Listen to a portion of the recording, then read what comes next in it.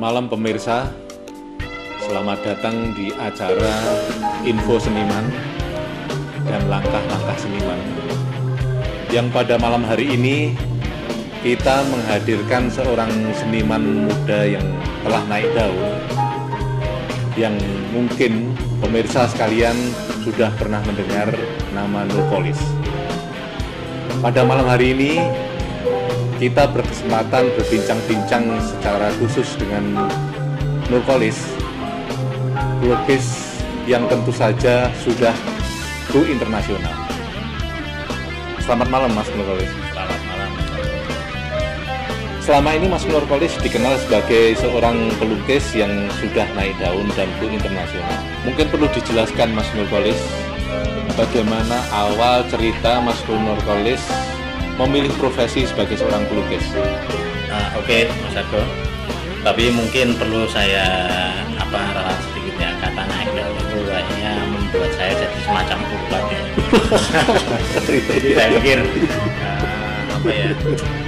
persoalan bagaimana saya memutuskan diri pada akhirnya menjadi seorang seniman itu karena pertama yang jelas saya memang kecintaan terhadap seni, terutama seni rupa ya.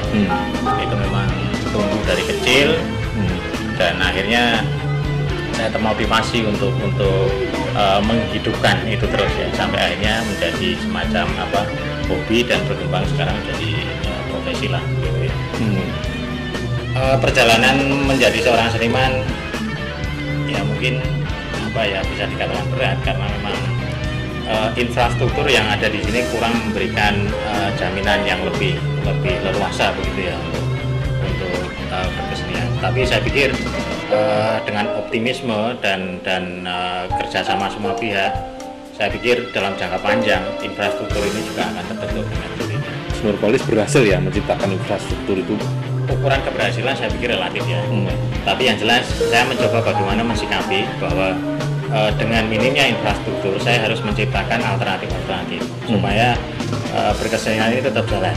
Artinya kemungkinan melakukan eksplorasi, melakukan diversifikasi terhadap karya seni itu bisa saya lakukan minimal itu. Iya.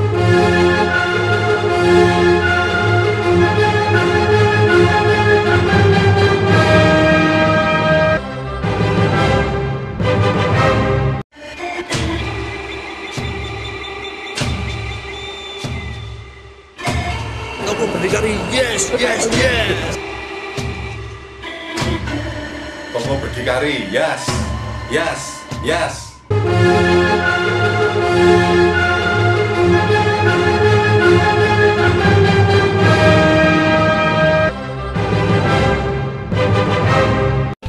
Saya tertarik dengan eksplorasi dan diversifikasi dalam berkesenian seni lukis ini. Berarti kan perjalanan itu cukup panjang Mas ya selama ini. Dari perjalanan rentang waktu yang panjang ini, apakah Mas Nurcholish menggarap tema-tema yang sama atau berbeda Mas? Ya saya pikir berkesenian bagi saya itu kayak orang mencurahkan perasaan ya, kayak orang ngomong. Jadi suatu saat kita mau ngomong religius, mau ngomong serius, mau ngomong kosong, itu bisa terjadi. Dan kesenian menurut saya juga harus jujur seperti itu. Di saat kita pengen berbicara serius ya berkarya yang mengekspresikan tema serius, kan di saat mau bermain-main ya kita bermain-main. Iya. Jadi natural aja lah. Iya. Tapi berdasarkan karya-karya Mas Nurcholish kan seperti mungkin kalayak seni mengamati, Mas Nurcholish kan pernah menggarap wayang, menggarap kemudian karang-karang, kemudian menggarap eksplorasi tubuh dan lain-lain. Itu mungkin perlu dijelaskan yang lebih detail. Ya itu bagi saya adalah satu tantangan Mas, satu tantangan yang harus saya wujudkan ya, karena satu-satunya ketakutan saya adalah ketika mandek. Saya tidak takut sama pengaruh ya, saya nggak takut sama katakanlah masukan dari luar, tetapi ketakutan saya cuma satu sebenarnya, mandek. Nah ketakutan karena mandek itu yang melatar belakangi saya untuk mencoba melakukan eksplorasi, baik itu dengan media-media konvensional maupun media-media alternatif, melahirkan tema-tema yang juga beragam. Saya pikir sampai ke persoalan eksplorasi tubuh dengan yang pada waktu itu mungkin cukup kontroversial kata orang ya, dengan mencapai tubuh manusia manusia secara langsung ke kanvas. Juga saya mencoba membuat kombinasi antara print tubuh itu dengan lukisan-lukisan secara style realistik. Dan akhir ini saya juga menggarap dengan eksplorasi misalnya kain batik. Kain batik saya jadikan sebagai kanvas alternatif. Saya pikir ini menarik karena nilai eksplorasi itu yang menurut saya penting ya. Iya. Sebelum sampai ke batik itu Mas, ini saya tarik ke belakang sedikit. Ya. Mas Nurkolis nggak sayang, padahal waktu itu kan ketika Mas Nurkolis dikenal sebagai eksplorator tubuh, itu kan Mas Nurkolis berhasil lalu sampai ke Jepang mengikuti Baibu dan sebagainya, itu artinya kan itu ditanggapi oleh masyarakat internasional sebagai sesuatu yang positif itu. Iya. Kenapa lalu tiba-tiba lari ke batik itu kemudian? Salah satu yang membanggakan saya dengan eksplorasi tubuh itu, banyak yang menyatakan, salah satunya kalau orang Indonesia mungkin atau Chips Pangkat, itu adalah khas penemuan saya. Karena sesungguhnya dari teknik seni grafis ini saya bisa membawa ke bidang teknik seni lukis ya. Dan mungkin ini tidak terpikirkan oleh para grafis sekali itu. Di Jepang yang saya temui juga begitu. Saya banyak diwawancara tentang bagaimana mencap tubuh ini kok menarik karena menghasilkan efek yang unpredictable gitu ya. Dan juga mendekati semacam 3 dimensi, kemudian berefek seperti negatif gitu ya. Maksudnya negatif seperti negatif breaknya ya. Itu semua adalah salah satu yang mendasari saya untuk mempertahankan print ini. Dan sampai sekarang masih saya lakukan. Jadi bukannya saya stop gitu. Meninggalkan itu sama sekali enggak ya? Sama sekali tidak. Untuk batik, saya kira karena ini baru saya mulai ya dalam beberapa karya terakhir, termasuk yang terakhir saya pamerkan juga di Rumah Jawa Galeri di Jakarta. Dan lagu tuh Mas? Masih dulu. Kemungkinan dalam jangka panjang saya juga akan melakukan eksplorasi lagi bagaimana temuan print tubuh ini tetap bisa eksis juga berdampingan dengan eksplorasi terkini. Saya pikir ini juga kemungkinan yang harus saya jelajahi, Mas. Ya.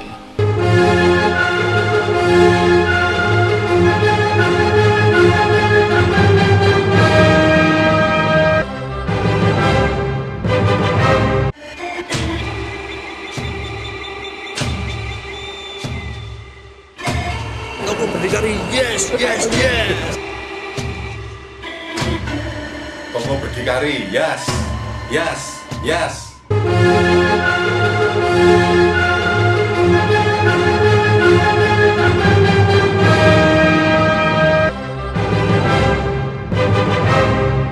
Mas Nurkolis, sebetulnya posisi seniman lukis Indonesia di mata internasional itu seperti apa sih? Ini sebenarnya pertanyaan yang agak sulit, tetapi menurut saya sebenarnya juga mudah untuk dijawab.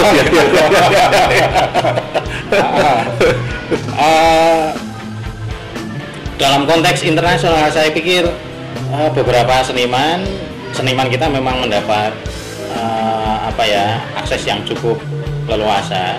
Artinya bagi seniman-seniman yang terutama memang telah membuktikan achievement sama biodata yang sudah mencukupi gitu ya. Akhir-akhir ini saya dengar ini rumor, saya belum membuktikan secara ini. Ada beberapa orang yang mencoba mengetangkan seni rupa kontemporer Indonesia ke dunia internasional dengan semata-mata berbasis laku tinggi di lelang, tetapi tidak diterima. Tidak diterima di suatu forum internasional itu. Padahal di Indonesia laku tinggi. Ya kurang lebih seperti itu. Cuman persoalannya akhirnya saya mencoba menelusuri ini, ternyata aspek biodata kemudian achievement seorang seniman itu sangat dipertimbangkan di dunia internasional. Artinya seorang seniman Indonesia mau terjun ke dunia internasional mestinya harus memiliki biodata setidaknya pernah mengikuti beberapa kali pameran penting di internasional. Jadi bukan semata-mata karena harga tinggi. Banyak disinyalir juga seniman Indonesia dengan harga tinggi, tapi ternyata cuma jago kandang. Oh gitu ya. Itu nggak sekaligus membuktikan bahwa kalau dulu ada isu gorengan, apa itu hasil dari goreng lukisan itu, Bang? Ini Anda yang bikin pernyataan loh. Menurut Mas Nurkolis, persaingan antar seniman gimana? Saya kira kita tidak ada problem ya dengan sesama seniman. Yang justru terjadi kan seniman itu sekarang dikondisikan dalam blok-blok tertentu. Itu menurut pengamatan saya. Oleh tangan-tangan bisnis ya? Ya bisa dibilang begitu. Iya. Jadi pameran seni rupa sekarang bisa saya lihat sebagai bentuk dari pancingan-pancingan. Artinya begini, kekuatan modal tertentu yang menjadi backing dari para kelompok-kelompok ini, kelompok seniman yang terpolakan dalam kelompok Mas Jaya seperti itu. Itu memantau kalau si seniman yang katakanlah dijagokan dalam tanda kutip ya, itu ternyata demandnya banyak pada pameran. Nah ini pertanyaan Anda akan terbukti bahwa gorengan akan dimulai. Oh gitu ya. Kemungkinan peluang itu terasa banget. Terasa banget ya.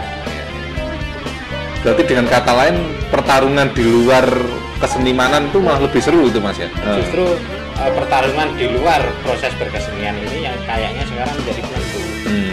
Jadi tadi itu sampai akhirnya pembacaan seni rupa aja bergeser dari sesungguhnya kualitas seni rupa itu ditentukan oleh karya itu sendiri, sekarang bergeser pada persoalan market, pada persoalan demand kan. Iya. Kurator itu sebenarnya masih diperlukan nggak Mas? Saya yakin masih diperlukan karena kehadiran kurator ini sebenarnya kan menjembatani apresiasi antara masyarakat awam, sekaligus juga pelaku seni, galeri, infrastruktur yang ada, sehingga saling menjalin pemahaman. Jadi kurator fungsinya di samping dia sebagai sebagai jembatan pemahaman seni rupa, dia juga berfungsi sebagai pengkaji seni rupa. Komiknya Mas Nurkolis ini kok ada kata-kata juga, jangan percaya seniman, apalagi kurator, percayalah auksioner. Itu maksudnya apa itu? ya bisa dibilang itu joke ya. Gitu ya. Tapi walaupun ini joke, saya kira ini kan dunia yang lebih dekat dengan kita.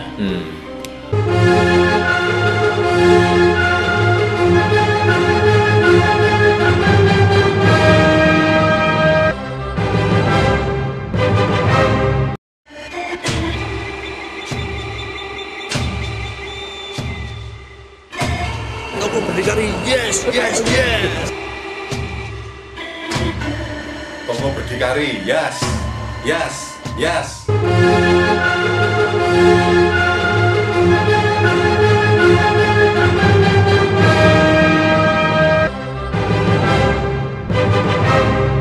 Maksudnya dunia yang lebih dekat dengan situ. Makanya realitas seperti ini. Ya kalau mau hancur ya percaya aja sama auksioner. Gitu ya. Percaya sama seniman. Lagi kurator kan. Berarti nanti lembaga pendidikan seni semakin cepat hancur juga itu. Ya doa saya semoga tetap survive. Iya. Tetapi kalau memang indikasinya seperti itu ya biarlah jadi seniman itu bukan oleh pedagang aja. Iya. Ada satu pertanyaan lagi Mas Nurkolis. Sebetulnya nanti bagaimana nasib teori seni rupa Indonesia itu? Nasibnya nggak tahu, teorinya juga belum ada. Oh gitu. Iya. Ya semuanya mengadopsi semua ya. Iya. Tetapi yang jelas sejarah seni rupa kita itu sangat berbeda dengan sejarah seni rupa yang selama ini diajarkan di kampus atau dikenal lewat sejarah seni rupa. Boleh saya katakan bahwa seni rupa di dunia itu sejarahnya cukup linear. Jadi munculnya aliran klasik, kemudian disambung dengan klasik, kemudian realisme, kemudian impresionisme, pecah dari surrealisme dan transimpressionisme dan seterusnya. Saya kira kalau di Indonesia ini perkembangan seni rupa dalam hal ini kalau kita bicara soal histori ya, itu seperti supermarket Mas. Oh iya, apa-apa ada gitu. Iya. Bahkan ketika awal mula seni rupa modern Indonesia itu ada, misalnya pada zaman Moi Indi ya, itu kan kondisinya juga seperti supermarket. Realismenya ada, dekoratifnya ada, kemudian impresionistiknya ada, abstraknya ada. Pada masa perjuangan juga begitu. Karya Hendra Gunawan, Avandi dan semuanya itu berbeda-beda. Jadi sebetulnya ya, boleh dikatakan nggak ada satu bentuk pengusungan style tertentu atau gaya tertentu menjadi sebuah isme. Oh gitu ya. Nah, ini jelas teori seni rupa Indonesia dengan latar belakang yang berbeda seperti ini otomatis berbeda, saya yakin itu. Sayangnya persoalan ini tidak pernah dikaji ulang oleh para peneliti kita, oleh para kritisi seni rupa dan juga oleh para kurator. Jadi yang terjadi selama ini adalah kita menjadi konsumen terus, gitu. Artinya kuratornya konsumen, senimannya juga konsumen, gitu kan. Kalau semacam justifikasi dikatakan bahwa teori Indonesia ya seperti katanya Wong Jawa ya wis ngono kuwi, itu gimana itu? Ya kita nggak bisa menyerah pada persoalan itu ya. Oh, gitu. Saya kira riset itu menjadi penting. Ya, riset menjadi penting. Bagaimana para peneliti ini pada akhirnya menelurkan kajian tentang teori seni rupa Indonesia. Saya kira perlu. Jadi jangan terbuai terus dengan mengkonsumsi teori-teori yang belum tentu pas ketika diaplikasikan untuk menelaah seni rupa Indonesia. Itu. Saya kira senimannya juga perlu juga mengembangkan diri, jangan asal menggunakan ini klepto art kemudian dimodifikasi dikit-dikit menjadi karya seni pribadi, jangan gitu. Oke, ini ternyata waktu juga yang akhirnya memisahkan kita. Pemirsa, ternyata ada banyak hal yang baru yang bisa kita peroleh dari informasi dari pelukis kita sekarang ini, Mas Nurholis. Akhirnya saya Argo Pratomo mengucapkan terima kasih atas perhatian pemirsa. Sampai jumpa. Selamat malam.